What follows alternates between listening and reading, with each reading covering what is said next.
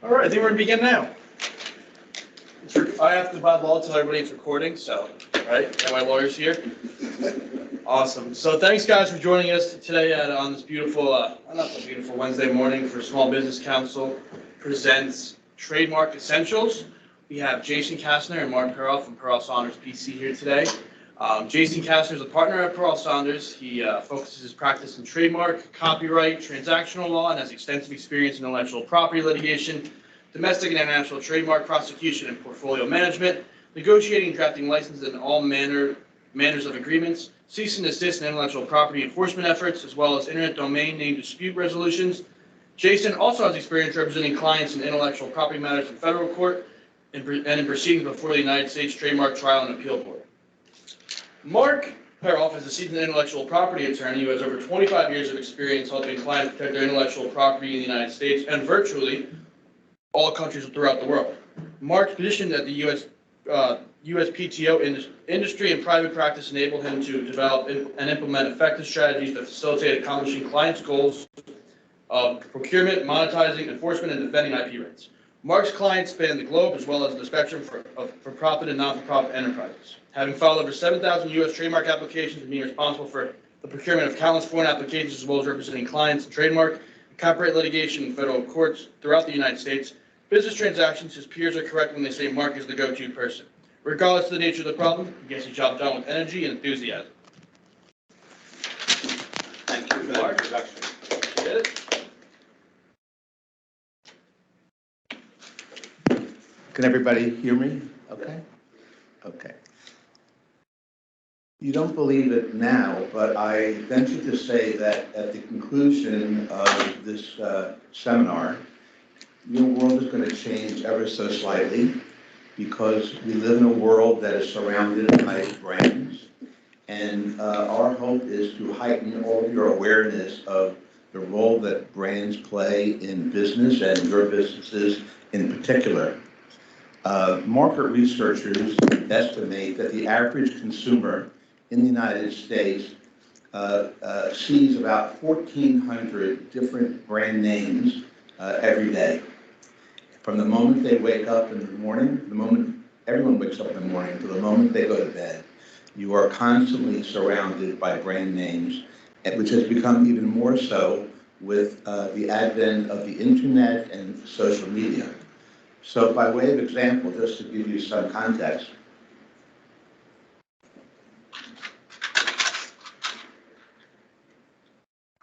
when you wake up in the morning, you will brush your teeth.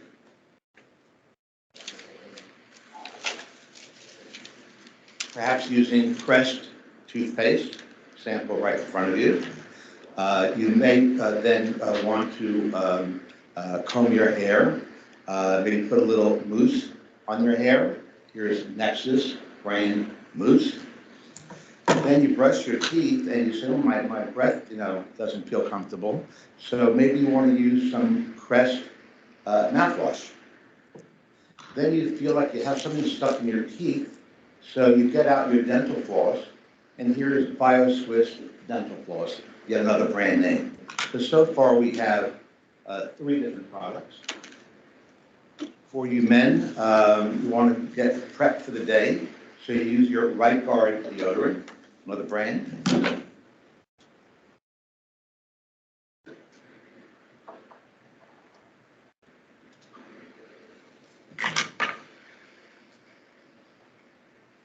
You then see that you have a broken nail, ladies, so perhaps you want to harden your nail by using Dermanail nail hardener.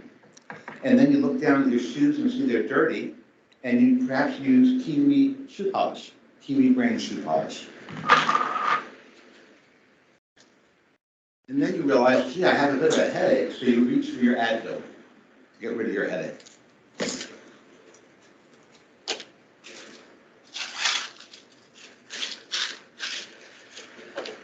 And because you are going outside and will be in the sun today, hopefully, you reach for your copper tone sunscreen rather. And last, You want to make sure your skin is nice and soft, so you reach for your skin cream, body cream, Balmain Paris skin cream. So then you notice that your glasses are kind of foggy, so you reach for your Zeiss brand lens white. So we have here about 10 or 15 products, each containing their own brand. And this is significant to understand that from the moment you wake up, you are surrounded by brands, which means that your customers are surrounded by brands, which means, again, that it's important to gain an understanding and heighten your awareness about the role that brands play in the lives of your customers as well as in your businesses. And so, who are we? Perrell Saunders is a law firm. We have offices both in Roseland and in New York City. And our firm has specialized and continues to specialize in the protection of intellectual property, which I will define for you a bit later. But they include trademarks, copyrights, and patents, and we've done so for over 30 years. Our lawyers work with clients ranging from small startups and entrepreneurs to Fortune 10 corporations in virtually every field of business, both domestically and in most countries around the globe, and in which we protect brands in the United States and throughout the world. Our experience has proven that the need to protect brands is really important because brands and trademarks are important assets of companies, and in particular your companies, and frequently get forgotten. So in our view, it's important for all of us to learn about the different types of intellectual property, better known as IP, which perhaps are among the most important assets owned by a company, regardless of how big or how small it is. And today, in view of the ease and the low cost of entry into business, a person can create a website to market their products or offer a service, and the cost of entry is insignificant and very easy to do. So even an entrepreneur, small startup, can instantly become a global company, having sales throughout the United States or perhaps even internationally. So what are the different kinds of intellectual property? One is patents, second, trademarks, third, copyright, fourth, trade secrets. Patents. For those who may not be familiar with the distinctions between patents, trademarks, copyrights, and trade secrets, patents are an intellectual property right that is granted by the federal government to an inventor that gives him or her the exclusive right to the invention for a period of 20 years from the date of filing for a patent with the United States Patent and Trademark Office. And it's in exchange for the inventor disclosing to the public the details of the new technology to society for society's ultimate benefit. A patent is a granted property right to the inventor for new, unique, useful inventions, discoveries, or processes. And the patent right allows the patent owner to prevent or to stop others from making, using, or selling your invention or an invention that infringes the claims that you have in your patent. And there are three main types of patents. One is a utility patent, which is a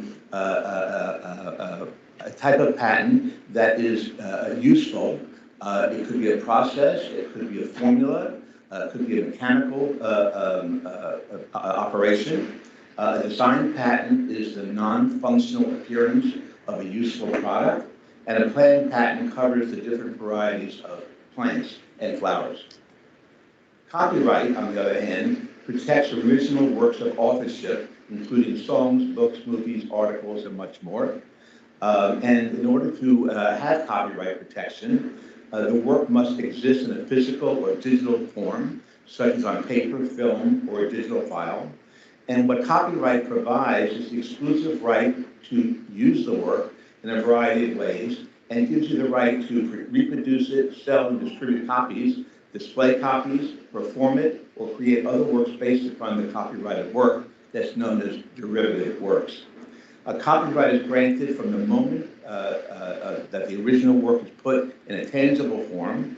There is nothing that is required of the creator, of the author, other than to create it. And the copyright exists for a lengthy period of time.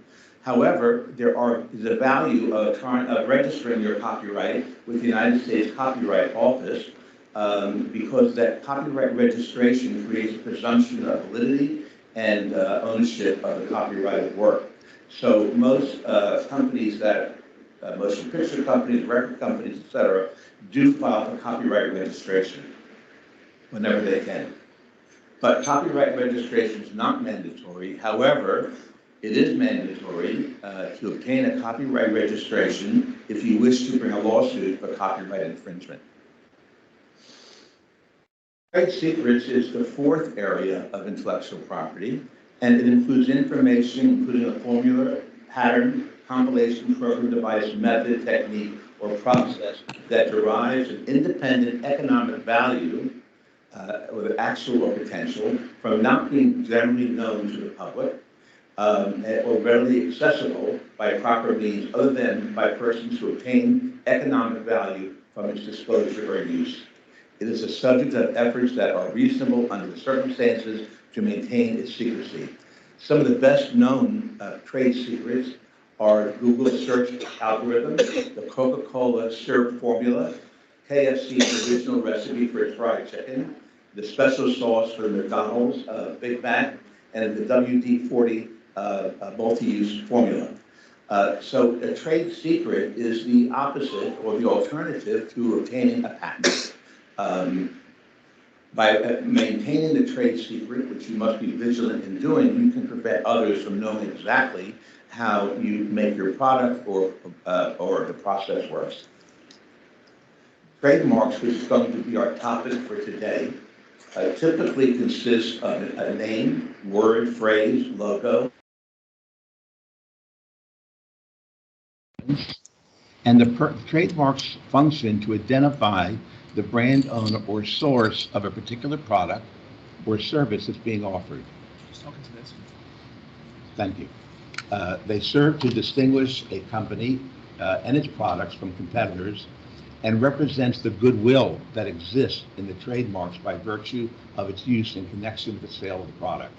And by that I mean, if you are a frequenter of McDonald's in New Jersey, you have come to know the different food items that they offer, the Big Mac, Quarter Pounder, what have you. And let's say you decide to take a trip back to California, and you have a yen for McDonald's hamburger or Quarter Pounder. By virtue of the brand names and the logos associated with the McDonald's that you know in New Jersey, when you go to California, you know exactly what you're going to get, and you can rely upon the level of quality and the taste that McDonald's has developed for its products and be assured of its quality regardless of where you go. So that's an indication of one of the roles that trademarks play. I'd like to draw a distinction between when I'm using the word trademark as opposed to a brand name. A brand name is the name that's given to a product by its owner, and a trademark is a brand name that has been legally protected.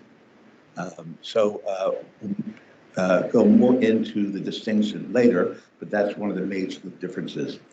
And ownership of a trademark serves to prevent others from using your trademark or using trademarks that are so similar that they're likely to be confused by the public as to the source of the products and services that the second user is offering. In the United States, there are two levels of trademark registration. One is a federal registration, and the other is every state has their own state trademark register, whereby a trademark proprietor, business owner, could file an application to register its trademark in that state. However, registration of a trademark within a state provides no legal benefits whatsoever to a business other than preventing another business or competitor from seeking to register the identical mark. The only really important register or registration that a business should seek is a federal trademark registration. in view of a number of the benefits that arise by virtue of the issuance of the registration, which I'll get to in a moment.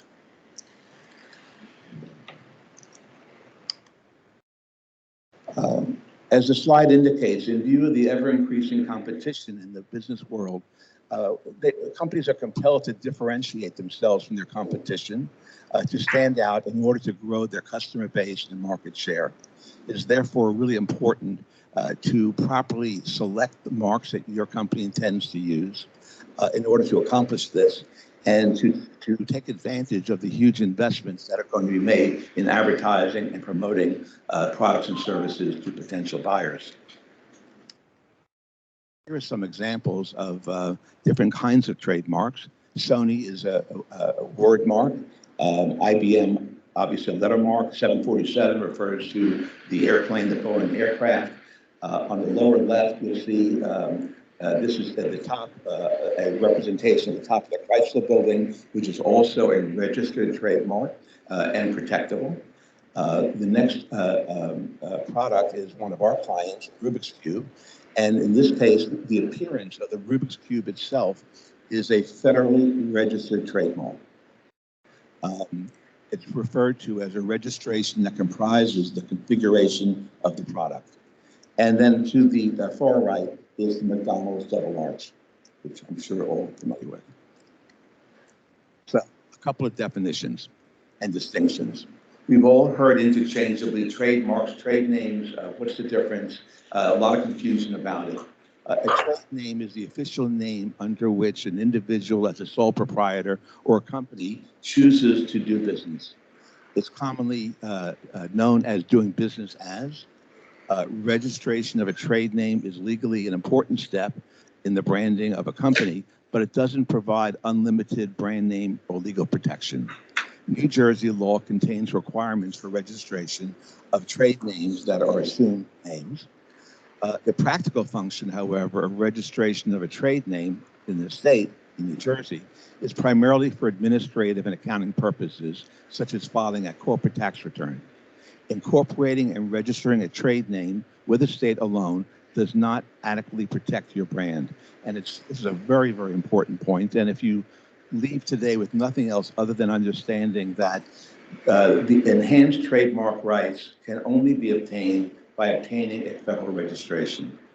In the next slide, I believe, one after that, I'm going to jump ahead. In the United States, the United States is very unique.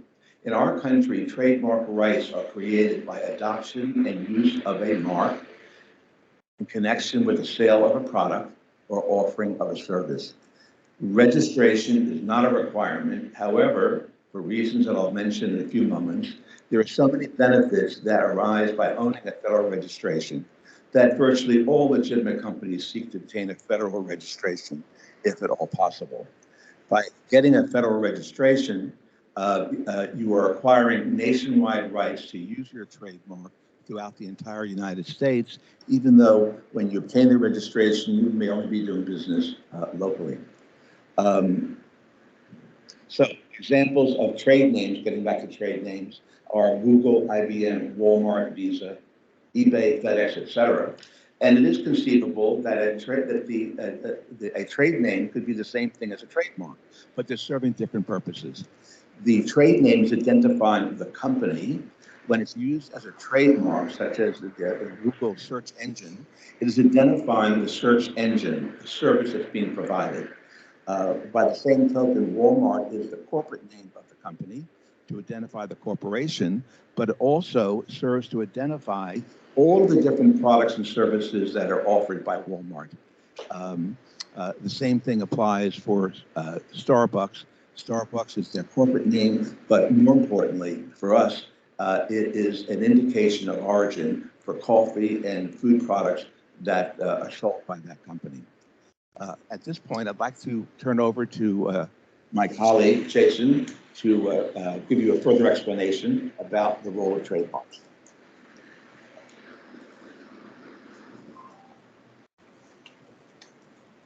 Good morning, everyone. We're going to talk about here trademarks versus service marks. trademarks indicate the source of origin for goods, but service marks indicate the source of origin for services only. You can see some examples here. American Airlines, obviously, is for services for airline travel, Amazon, LinkedIn, and Office Depot here. So this is demonstrating that trademarks and service marks can indicate the source of goods for indicate the source for goods and or services. Here we see why trademarks are important in developing a successful business strategy. They are effective communication tools. A single brand or logo can convey intellectual and emotional attributes and messages about a company, its representation, and the products and services it offers. The trademark or service mark is often the first impression that a consumer has of your business, and it can be the initial impression that can really drive the drive the point home about what you're offering. And trademarks make it easy for customers to find products. That's the whole purpose. The trademark or the service mark exists so that consumers can identify and know the source of your product.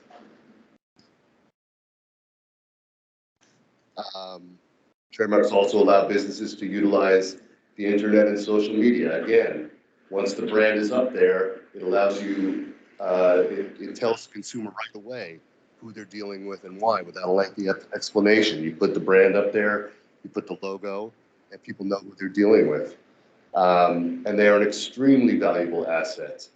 As you can see here, they appreciate over time, and the more your business and reputation grows, the more valuable your brand will be.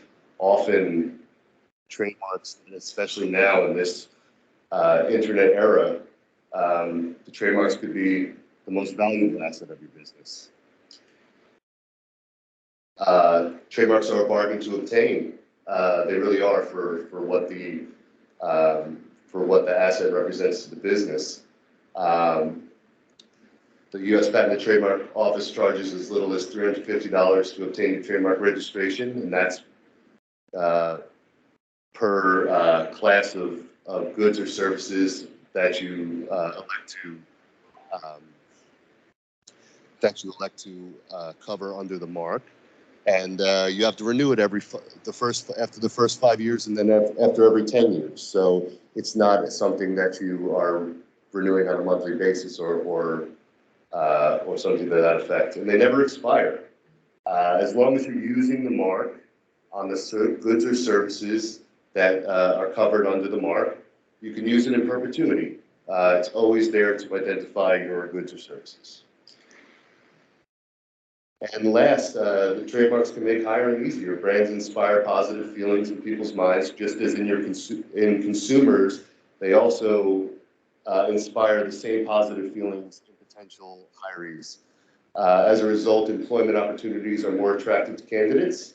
Employee retention can be higher if employees have positive feelings for the brand and the products and services offered. Here we'll get into a little bit about developing your brand and choosing a mark. It's very important, especially in this day and age, to have a distinct and unique brand that is recognizable by consumers as a symbol of quality and satisfaction. You want to really distinguish yourself. And the type of brand, however, is vulnerable to being infringed by competitors in an effort to reap the positive associations it evokes with consumers. So, you know, the more unique your brand is, the more people are going to come out of the woodwork and try to ride on your coattails here and try to trade off your goodwill. So what you want to do is invoke a strategy that involves creating a brand that resonates with consumers and is easy to market and disseminate, and then ensure that the brand is protected against infringement. It's also important to ensure your trademark remains a symbol of your goods and services rather than become descriptive of particular goods and services originating from any source, which could possibly result in a loss of trademark rights.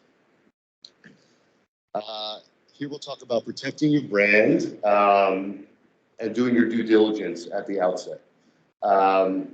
Before, I mean, your brand is one of your biggest investments. So before investing a lot of time and money in launching a new brand, companies need to be sure that the brand fits with the image of the company. One of the worst mistakes you can make is launching your business under a mark, gathering goodwill under that mark, and then suddenly changing it up. All of that goodwill has now been lost. How can we do this? We obtain a clearance search to make sure the brand is available and doesn't infringe existing brands. Failing to do your research at the outset could result in a denial of registration by the Patent and Trademark Office when you apply for registration of your mark, or worse, a cease and desist letter from another brand owner. Again, if you're at the point where you've already established the business, you've gone out and you know, and produced products or offered services under the brand and then got a cease and desist letter, then you're back to square one under a new brand and you've lost all that goodwill. Keep in mind that the more you differentiate your brand from others in your industry, the easier it'll be to protect, that's for sure. We'll talk a little bit about how to acquire the right to use a trademark. Mark had touched on this a little bit earlier. So, trademark rights in the United States accrue once you start using the mark for the goods or services that you're offering. These are common law rights, and it's important to note that they are limited to the geographical area that you're using it. So if you're a mom and pop store that's only in New Jersey, and all your customers are only in New Jersey, then really your trademark rights, without a federal registration, only are limited to the area in which you're servicing your consumers, which would be New Jersey. Here it indicates registration is not required, but you see what the limits for a common law trademark would be. If someone is infringing your rights, someone's using the same mark in Kansas, and you're only in New Jersey and you only have common law rights, then you really don't have a effective protection to enforce your rights against that infringer. That's why registration is recommended. Once you get a registration, a federal registration, your rights encompass the entirety of the United States. This is the most important benefit of trademark registration. So even though, once you start using the mark, you have common law rights, well, that doesn't really tell the whole story and doesn't set you up for having an effective vehicle for enforcing your marks nationwide, which you really do need these days because the internet, it reaches everybody. So are you saying that it is enforceable or it's not? If it's, so like, for example, this committee I was telling you before, Frankie knows this. We did a couple months ago, we did a seminar. We couldn't figure out the name of it. We were calling it lunch and learning over lunch, whatever. The CPR training was not a single dollar being spent or, reconciled or whatever. And we got a cease and desist from a dude out in Kansas saying, hey, listen, this is I'm a educational consultant. We do lunch and learns for our teachers.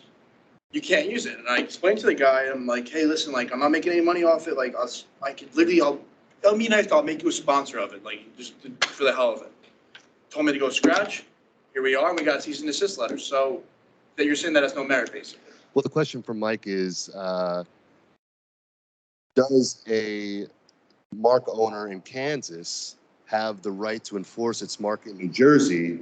And that really depends on if he has a federal trademark registration. So was that asserted in the... demonstrate that that his mark is known to consumers in New Jersey that are coming to your luncheon, and then he might.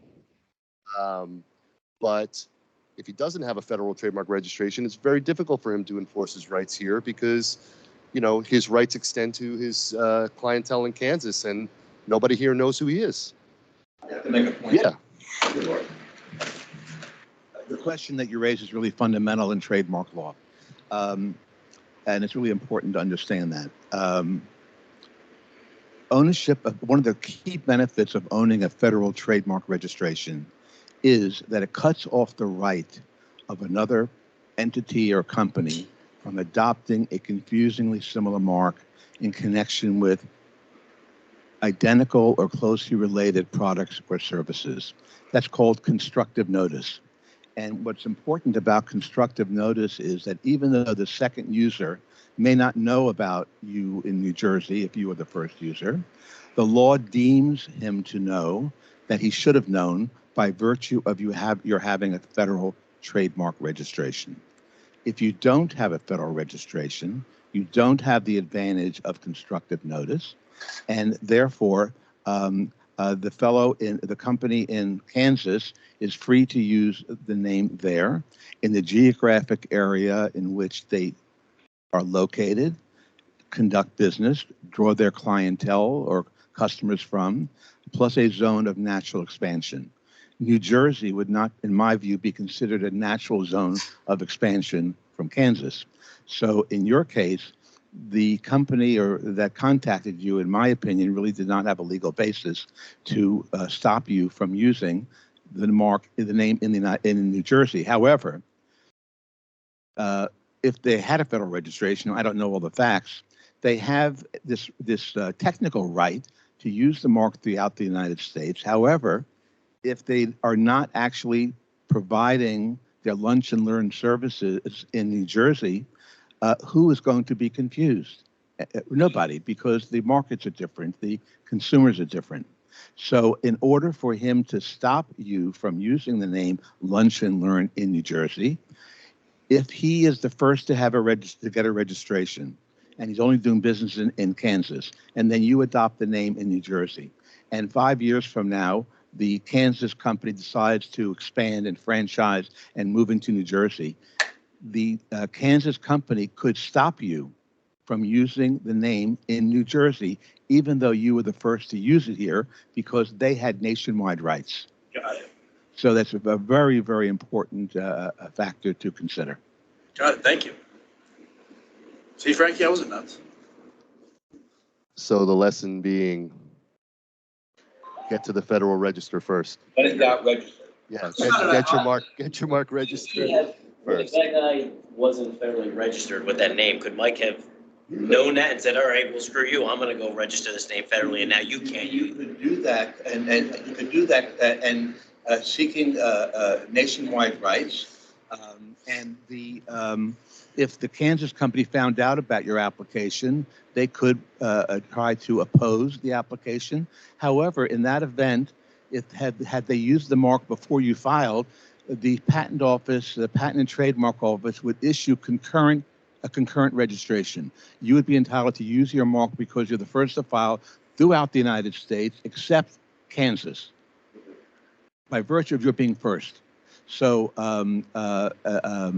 even though trademark rights are created by use, the registration is really, really important. I just found it really ironic how the U.S. Patent and Trade Office has their own lunch and learns. They host their own lunch and learn seminars. Yeah. So I was wondering if, he sent them a letter too. Well, you can mention the foundation aspect. Oh, yeah. Well, if many people are using your mark, then the zone of protection for your own mark becomes very small. And small distinctions, if you said, Meadowlands Lunch and Learn, then maybe that's enough to distinguish your. Oh, there's the registration. There's a federal registration for Lunch and Learn.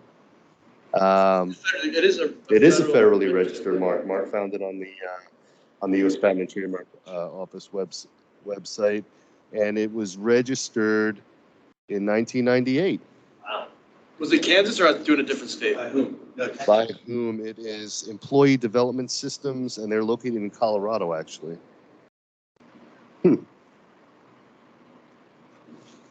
Well, it seems. So there we go. We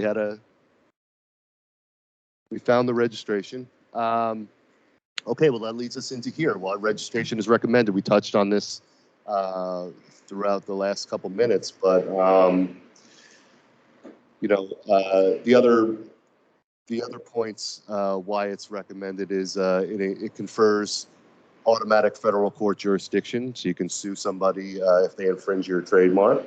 The possibility of treble damages for infringement, which is increased damages if somebody does infringe your mark. A presumption that the registrant is the owner of the mark, so you don't have to go through the evidentiary burden of proving that. Geographic coverage for the entire United States, which is one of the most important things that we talked about just now. And then incontestability after 5 years upon filing an affidavit after continuous use. And this means that you no longer have to prove that. It basically means you no longer have to prove that your mark is distinctive. Let's see. Some more practical aspects of trademarks. The TM symbol versus the R symbol. We get this question a lot. The TM symbol can be used by trademark owners before the mark is registered. As soon as you start using it, we always recommend to use the TM because it indicates to third parties that this is a trademark, and it could eliminate certain defenses in a trademark infringement suit that the infringer didn't know it was a trademark, wasn't aware. Well, if there's a TM sitting out there, how can you, with a straight face say you weren't aware that it was a trademark of another company? And it can also prevent the mark from being generic, which could result in the loss of trademark rights. We'll get into this a little later, but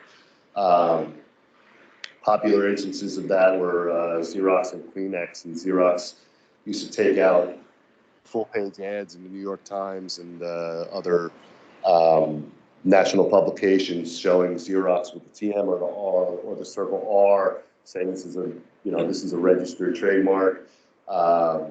And really putting the public on notice that it's not a generic term for a copy. Isn't that better for brands though, in a way? Like if everybody knows, like you're not gonna say like I have a whatever it is adhesive bandage on my arm. You're just gonna have a Band-Aid. Isn't that better for name recognition and all that fun stuff? Like I'm zooming, I'm not video conferencing. Well, not really, because if the common generic name for a bandage that's adhesive is a Band-Aid, that means that not only the company. Is Johnson & Johnson the company that owns Band-Aids? So that's a brand name of Johnson & Johnson, right? So they sell their product under the name Band-Aid. But if it becomes generic, then any company that produces adhesive bandages can call it Band-Aid. And they lose that whole market share. So yeah, it's very important that the mark doesn't become generic. I was just thinking, because I was always reading something about how people were, like, when Zoom just came out, people were talking about how it's going to be like Google, where it's synonymous with, like, the company becomes a verb almost. Yeah, well, that's a slippery slope. I mean, we'll get into that a little later. But I mean, initially, to build brand recognition, fine. But once you get into the space where competitors are coming out of the woodwork, you don't want your company to be a verb, because then Microsoft Teams comes out. It could be Microsoft Zoom, and people will be like, okay, Zoom is the mechanism for interacting with video and audio over computers, and it's not the brand name of Zoom's own products. You understand the distinction? Okay. So the R symbol, cutting to the chase, once you get your federal registration, always put the R symbol up there. It's very powerful. It's a badge of honor for trademark owners. You have a registered trademark, but don't use it prematurely. If you use it prematurely, you can get into trouble. You're representing that it's a registered mark when in fact it's not.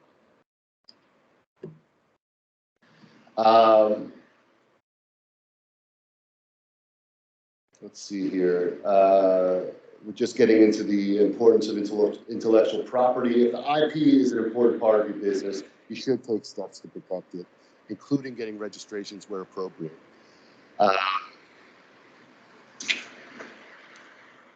Let's see.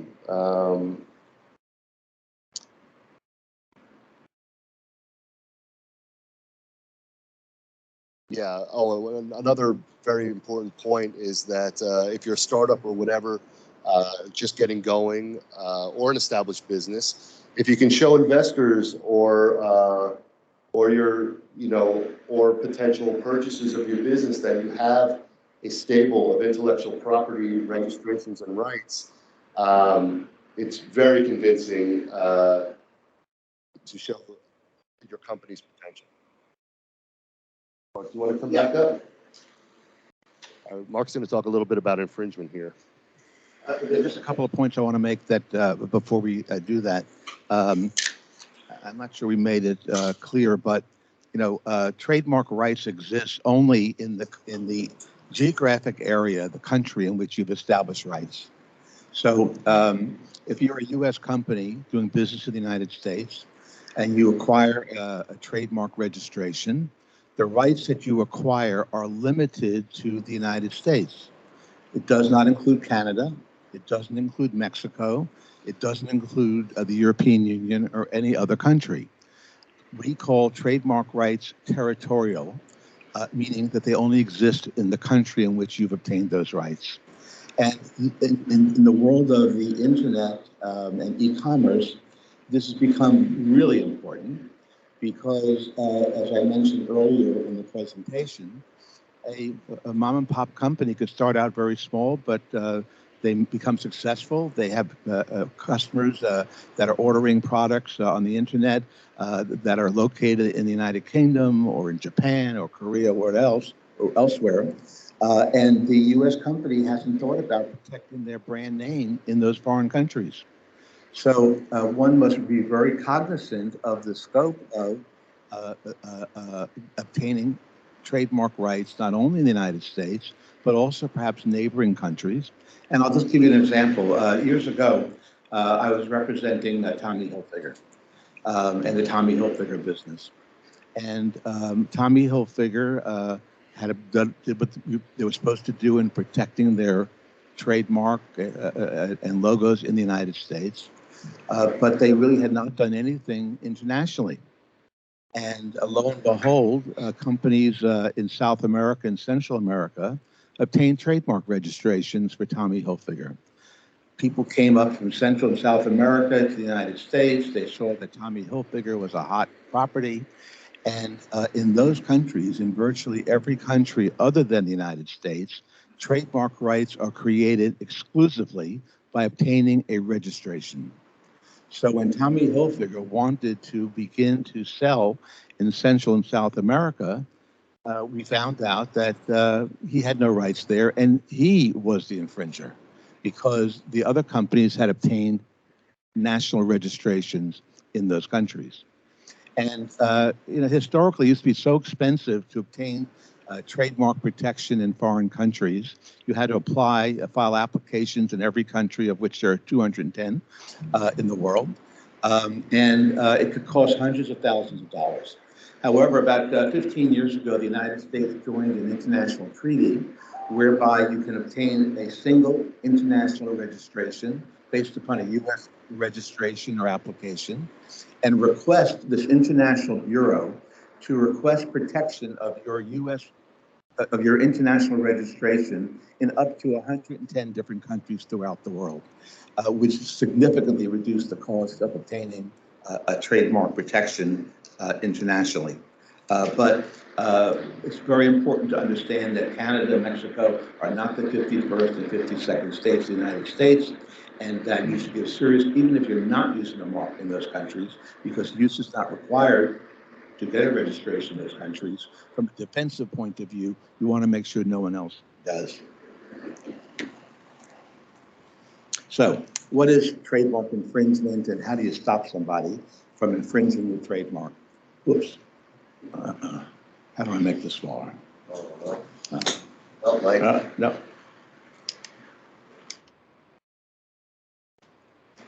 Okay.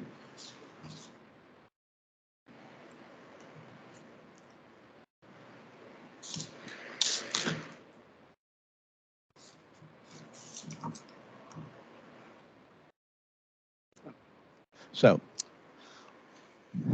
what is the test for infringement? The test for infringement in the United States, anyway, is whether or not two trademarks are so similar such that their simultaneous use is likely to cause confusion among consumers as to the source or sponsorship of the products and services that are sold under the marks. Examples of marks that have been held to be similar for beauty products, there's KR versus KR7 rather. Another one is wagon strips versus vegan strips. the marks need not be identical to find infringement, but only so similar in sound, meaning, or appearance as to be likely to cause confusion as to the source of the products, as it says in this slide. The marks are examined to see if they look the same, they sound the same, have the same meaning, and any one of these elements could be enough to find infringement. In order to stop someone from using a confusingly similar mark that may be infringing your mark, you have to file a lawsuit, typically in a federal court, in which you seek an injunction barring the infringer from using its mark. And you have to prove that there's a likelihood of confusion. And the courts typically take into account a number of factors in determining whether or not there's an infringement. One is whether the marks are so similar in sound, meaning, and appearance, whether the goods are identical or overlap or have some relationship, whether the channels of trade are similar, whether the customer, the consumers are similar, whether there's been any instances of actual confusion. These are all factors that courts take into account. And there are cases where there is a use of an identical mark, such as here Delta, for Delta Airlines and Delta Faucet Company, where there is no infringement. Why? Because plumbing fixtures really are not related to airlines. So in this case, it was found that there was no infringement.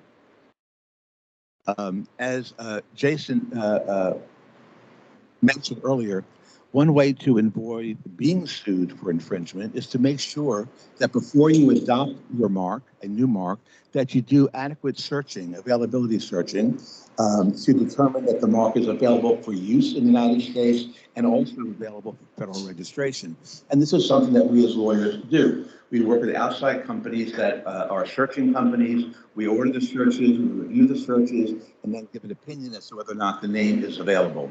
It is very, very important if you have a clearance search conducted and the mark is available, that you immediately file a trademark application to register your mark with the United States Patent and Trademark Office, because the day after a search is conducted, that search is stale. And it's quite possible, and it has happened many, many times, that after a search has been done and the mark is clear, out of the woodwork, a third party, just by coincidence, files an application for a mark that you intended to file, and that can bar you from not only filing the application and getting a registration, but also using your mark. And there are several kinds of searches. Very frequently, clients come to us with maybe 10 candidates, alternative candidates for a particular product, and we'll conduct what we call a knockout search or a preliminary search to see if there's anything identical or really, really close phonetically, et cetera. If the mark clears that level of searching, which is very inexpensive to do, we then order a full search, and which is a search of not only the Federal Trademark Register, the state registers of 50 states, as well as common law unregistered trademarks throughout the United States. This is just a key ingredient in the process of selecting a mark. So what protection is available? The owner can prohibit others from using the same or another mark that's so similar in sound, meaning, and appearance that causes confusion as to the source of the product or possible wrongful affiliation of the company, or indicating that it may indicate that your company has given approval for another company to use the mark. For example, in the case of Medieval Times, if someone was using a mark, Medieval Times, in Virginia or North Carolina, the public, someone coming from New Jersey, traveling south to Florida, stopping off at a Medieval Times in North Carolina, could mistakenly assume that the one in North Carolina was affiliated with, approved by, or licensed by the Medieval Times in New Jersey. It's a typical type of trademark case. Just give me an idea, I may do that. Okay. She will sue you. So what is the process?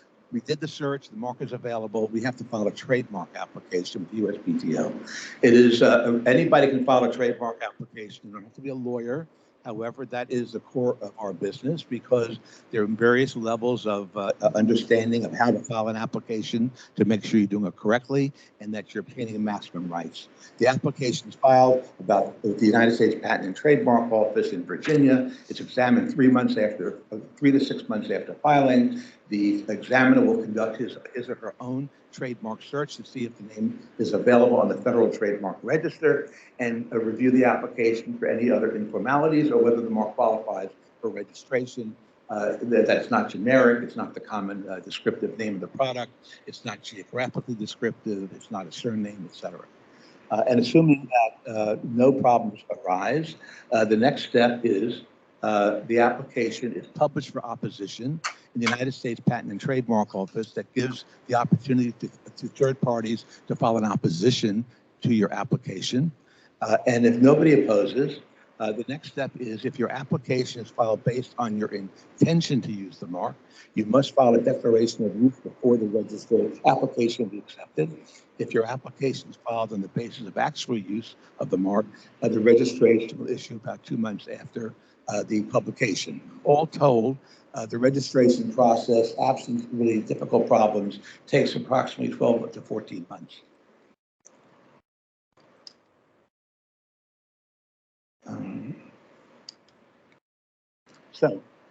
As I hope you can now see that gaining an understanding of the role of intellectual property in general and trademarks in particular play in business and how to secure protection. It's an area that's often forgotten until you run into a problem.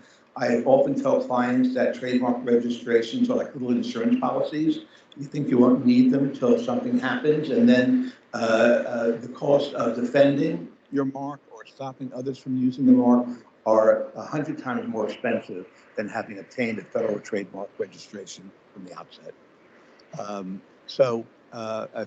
Getting a proper trademark strategy, recognizing its importance, can take your brand or service from good to great by creating consumer recognition and goodwill, and careful consideration and execution of one's trademark strategy, I think is really essential to shape consumer perception of your business and its brands. Thank you.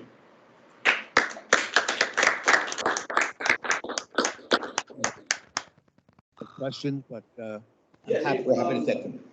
Doug, do you still have the question? Was that related to the lunch and learn thing? Yeah, that was the lunch and learn thing. Yeah, Doug was actually the guy who did that seminar, so it's funny you mentioned him. Anybody have any questions? Yes. You guys were here earlier. This is a seminar on trademarks, protecting your brand, all that fun stuff. We were telling a story back a couple months ago. We did a lunch and learn, and we got a cease and desist letter, which is like a fancy letter for telling you, hey, stop doing this, or we're going to sue you. It turns out we figured all the madness out, but essentially they did have the right to send us that letter. I'm not a lawyer, they're the lawyers about the enforcement though. But essentially, if you have any questions about trademarks or anything legal, you got to hire a lawyer. Can't fake it around. They can't, pretend like you're a lawyer. You got to hire a lawyer. I have a question. In spending a little time with fellow members, when we talk about protecting their name, there seems to be some indication that they feel their name is protected just by virtue of being a corporation, being incorporated, say, in the state of Delaware. Mark and Jason, can you explain the difference between being incorporated and protecting their name? Good question. Good question. Can you hear me? Yeah, we're good. Okay. So Art raised a very important point. So often clients come in and say, we'd like to have you look at our IP. Are we properly protected? We think we are. We incorporated our name in the state of New Jersey, and we're all covered. And we have to explain to them that by forming a corporation and naming it and obtaining the right to incorporate in the state of New Jersey only does not afford you the right to use the name commercially in connection with selling products or offering services. It is merely the right to prevent other third parties from incorporating under the identical name.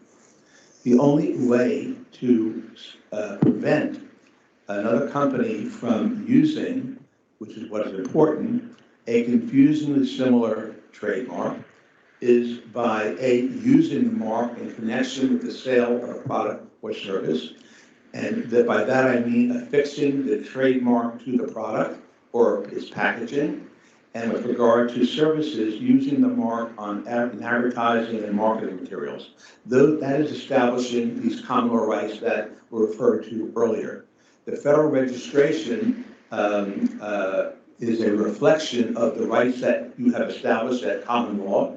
And as Jason said, gives you nationwide rights to use that mark in the future. So the only real way to create a nationwide right is by obtaining a federal trademark or service mark registration, not by incorporation.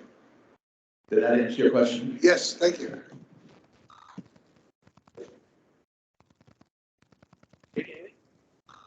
Maybe online?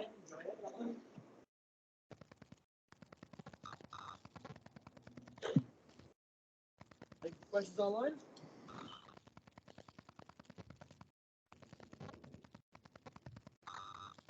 All right. Hearing none, seeing none, I think this is going to be the conclusion of our program. I want to thank everybody for coming today, virtually and in person, and especially to our friends over at Pearl Saunders. Like I said before, if you need a lawyer, hire a lawyer. Take it from me. Don't try to be your own lawyer. Try to, figure everything out yourself. There's a reason why they get paid a lot, and they're really, really smart, and they work a lot of hours. So they're good at what they do. And like I said, Pearl Saunders has been a great member to us here at the Chamber. And if you guys need anything, I'm happy to connect you with Art, Jason, Mark, anybody. Just let me know. Thank you, everybody. Oh, one last plug. In May, we're doing a business expo. If anybody wants a table, let me know. I know Medieval Times will want one. Looking at you, Kate. Kraus may be on too, right, Frank? Yeah, I think so. I was gonna say some of the info. I mean, you went to North Jersey, so you might as well come on, right?